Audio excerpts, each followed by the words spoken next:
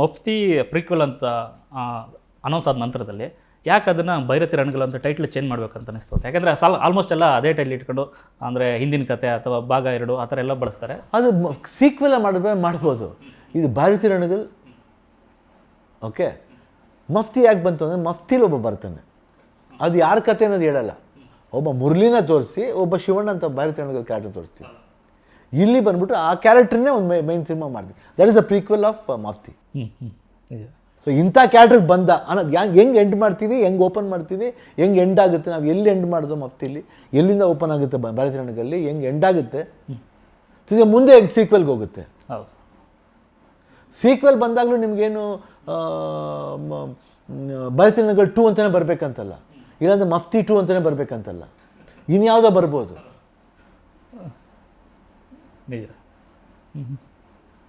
ಮುಂದುವರೆದ ರಣಗಳಿರ್ಬೋದು, ಹೌದು, ಹೋರಾಟದ ರಣಗಳಿರ್ಬೋದು. ಅಂದರೆ ಯೋಚನೆ ಇದೆ ಅಣ್ಣ, ನೆಕ್ಸ್ಟು ಸೀಕ್ವೆಲ್ ಇದ್ದೇ ಇದೆ, ಇಟ್ ಈಸ್ ದೇರ್. ಯಾಕಂದರೆ ಈ ಸಿಸ್ಟಮ್ ಅನ್ನೋದು ಒಂದೇ ಸಲ ನಿಲ್ಲಲ್ಲ, ಇದು ಹೋಗ್ತಾ ಇರುತ್ತೆ. ಇದು ಇನ್ನು ಮುಂದೆ ಏನೋ ಇದೆ. ಅಂದರೆ ನಿಜವಾಗ್ಲೂ ಸಮಾಜಕ್ಕೆ ತಕ್ಕನಾಗೆ, ಅಂದರೆ ಈಗ ಸೂಪರ್ ಹೀರೋ ಸಿನಿಮಾಗಳು ಫ್ರಾಂಚೈಸ್ ಥರ ನಡ್ಕೊಂಡು ಹೋಗುತ್ತೆ, ನಿಜವಾಗ್ಲೂ ಆ ತಾಕತ್ತು ಈ ಕ್ಯಾರೆಕ್ಟರ್ಗೆ ಇದೆ ಅಂತ ಅನಿಸ್ತದೆ. ಅದಕ್ಕೇ ಸೀಕ್ವೆಲ್ ಇದೆ. ಸೊ ಅದಕ್ಕೆ ಡಿಪೆಂಡ್ಸ್, ನಾವು ಹೆಂಗೆ ಎಂಡ್ ಮಾಡ್ತೀವಿ, ಹೆಂಗೆ ಎಂಡ್ ಹೋಗುತ್ತೆ, ಯಾವ ರೀತಿ ತಿರ್ಗಿ ಓಪನ್ ಆಗ್ಬೋದು. ಇನ್ನು ಸಾಕಷ್ಟು ನೀವು ಗೆಸ್ ಮಾಡ್ತಾ ಹೋಗ್ಬೋದು, ಇನ್ನು ಯಾವ ಪಾತ್ರಗಳು ಬರ್ಬೋದು, ಯಾತಕ್ಕೋಸ್ಕರ ಬರ್ಬೋದು. ಇಲ್ಲೇ ನಿಲ್ಲೋದು ಕ್ಯಾರೆಕ್ಟರ್ ಅಲ್ಲ, ಇಲ್ಲ ಕಣ ಬಿಡಬಾರ್ದು ಕಣ, ನಾವು ಏನೋ ಇದ್ದೇ ಇರ್ತಾನೆ. ಅದಕ್ಕೋಸ್ಕರ ಈಗ ಎರಡು ಒಂದಷ್ಟು ಕ್ಯಾರೆಕ್ಟರ್, ರಾಹುಲ್ ಬೋಸ್ ಆಗಲಿ, ಡ್ಯಾನ್ಸಿಂಗ್ ರೋಸ್ ಪಾತ್ರ ಆಗಲಿ, ಅವರಿಬ್ಬರು ಪಾತ್ರಗಳನ್ನ ತುಂಬ ಚೆನ್ನಾಗಿದೆ. ರಾಹುಲ್ ಬೋಸ್ ಅಂತೂ ಭಾಳ ಸೈಲೆಂಟ್, ಈ ಬೇರೆ ಕಿರ್ಚಾಡ ವಿಲನ್ ಅಂದರೆ ಅವನು ತುಂಬ ಹ್ಯಾಂಡ್ಸಮ್ ಆಗಿರ್ತಾನೆ. ಅಂದರೆ ಅವ್ನ ನೋಷನ್, ಅವ್ನು ಪಕ್ಕ ಒಂದು ಏನಂತೀವಿ ಕಾರ್ಪೊರೇಟ್ ಲೆವೆಲ್ ಬರೋ ಒಂದು ಮನುಷ್ಯ. ಅವನು ಯಾವ ರೀತಿ ಹ್ಯಾಂಡಲ್ ಮಾಡ್ತಾನೆ, ಯಾವ ರೀತಿ ಅವನ ಒಂದು ಚಾಣಾಕ್ಷನ ತೋರಿಸ್ತಾನೆ, ಅದಕ್ಕೆ ಹೆಂಗೆ ಇವನು ರಣದಲ್ಲಿ ರಿಯಾಕ್ಟ್ ಮಾಡ್ತಾನೆ. ಸೊ ಭಾಳ ಅದ್ಭುತವಾಗಿ ಮಾಡಿದ್ದಾರೆ. ಒಂದು ಸಟ್ಲ್ ಪರ್ಫಾರ್ಮೆನ್ಸು, ಆ ಸಟ್ಲಿಟಿಲೇ ಒಂದು ವಿಲನಿಶ್ ಇದೆ. ಡ್ಯಾನ್ಸಿಂಗ್ ರೋಸ್ ಅವನು ಬೇರೆ ಥರ ಬರುತ್ತೆ. ಇಟ್ಸ್ ಕ್ವೈಟ್ ಇಂಟ್ರೆಸ್ಟಿಂಗ್ ಆಗಿದೆ. ಎಲ್ಲರೂ ಅವ್ರವ್ರ ಪಾತ್ರ ತುಂಬ ಇಂಟ್ರೆಸ್ಟಿಂಗಾಗಿ ಮಾಡ್ಕೊಂಡಿದ್ದಾರೆ. ಅವಿನಾಶ್ ಅವ್ರ ಕ್ಯಾರೆಕ್ಟರ್ ಇರ್ಬೋದು.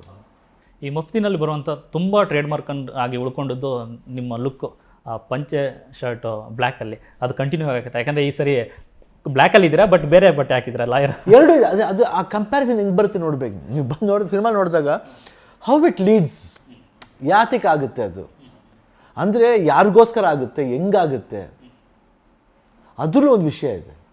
ಅಂದರೆ ಸಾಕಷ್ಟು ವಿಷಯಗಳನ್ನ ಮೂವ್ ಆಗ್ತಾ ಇರುತ್ತೆ, ಅದರಲ್ಲೂ ರಣಗಲ್ ಲೈಫ್ಲಿ ಮೂವ್ ಆಗ್ತಾ ಇರುತ್ತೆ, ಒಂದು ಇಂಪಾರ್ಟೆನ್ಸ್ ಬರುತ್ತೆ.